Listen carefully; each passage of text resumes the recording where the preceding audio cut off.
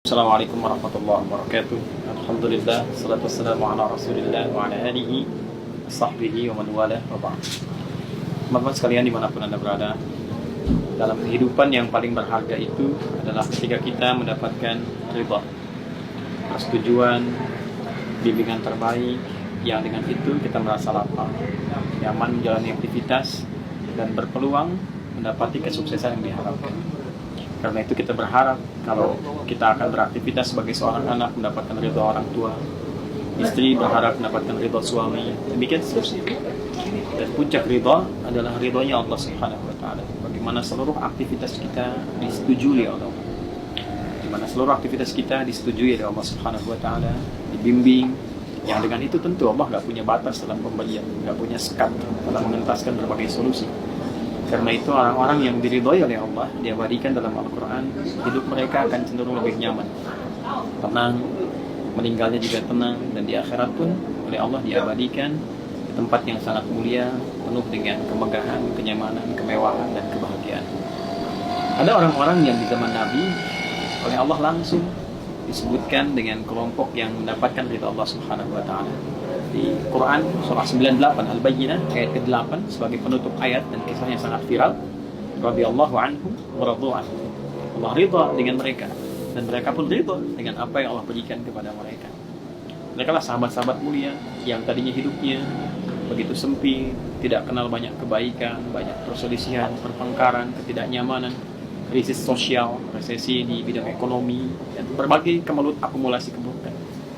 Ketika diikuti petunjuk Allah, pedoman berkehidupan yang dibimbing oleh Nabi langsung, kemudian apa yang terjadi? Ada transformasi kehidupan yang sangat luar biasa sampai menjadi manusia terbaik, mendapatkan ridha Allah dan diabadikan dalam Al-Quran. Sehingga hidupnya mereka semua mendapatkan jaminan di 3 dimensi dengan kemuliaan. Dunianya luar biasa. Siapa yang tidak kenal Uthman bin Affan, Abdurrahman bin Auf, radhiyallahu ta'ala anhuma, kaya, pebisnis. Tapi setelah masuk Islam dapat ridha Allah, kekayaannya meningkat pesat. Tapi saat yang bersamaan masih senang tahajud, senang baca Quran, menghafal Quran. Umar bin Khattab, kan? Pemimpin luar biasa. Abu Bakar As-Siddiq, Khalid bin Walid, jenderal yang sukses. Semuanya. Dan itu mensimbol dunia. Levelnya dari lokal jadi dunia. Anda bayangkan. Ketika meninggal pun Allah jamin di Quran surah 89 ayat 27 sampai 30. Ya ayyatuhan nafsul mutmainnah, irji'i ila rabbika radiyatan mardiyah. Jadi hidupnya diridhai, mau meninggal diridhai, karena diridhai itu tenang. Nafsul mutmainnah, husnul khatimah. Dan di akhirat pun dijamin surga yang indah melebihi kemewahan dunia, nggak sebanding. Jadi kalau di Ali Imran ayat 14 itu kemewahan dunia. Zuyyina lin-nasi hubbus syahawati minan nisa wal banin wal qanatir wal qantarati minadh dhahabi wal fiddati wal khayl al musawwamah wal an'ami wal harth.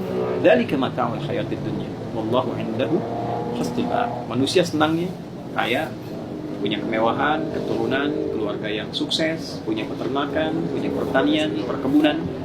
Kata Allah itu hiasan dunia sementara. Ada yang terbaik, tempat kembali yang lebih mewah, lebih hebat, lebih abadi sifatnya. Apa itu? Qul a'unabbi'ukum bi khairin min dzalikum lil ladzina taqaw 'inda rabbihim jannatin tajri min tahtiha al-anhar khalidina fiha wa azwajun mutahharatun wa ridwanun minallah wa ridwanun minallah. Ridhanya Allah Subhanahu wa taala. Kalau Allah ridha, di akhiratnya disiapkan yang lebih mewah, enggak sebanding dengan dunia. Abadi sifatnya. Surga-surga yang indah, segala yang mengalir. Ini ada danau bagus-bagus, Masya Allah. Bagus, indah, enak. Tapi kelak di sana nanti ada sungai yang dari susu, dari madu. Kan indah-indah, Masya Allah. Ya pernah kita lihat ya.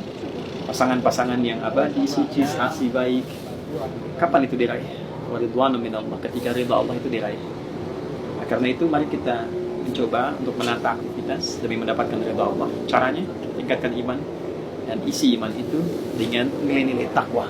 Perbanyak amal soleh kita. Jadi suami yang bertakwa, pemimpin yang bertakwa, pejabat bertakwa, hartawan bertakwa, rakyat bertakwa.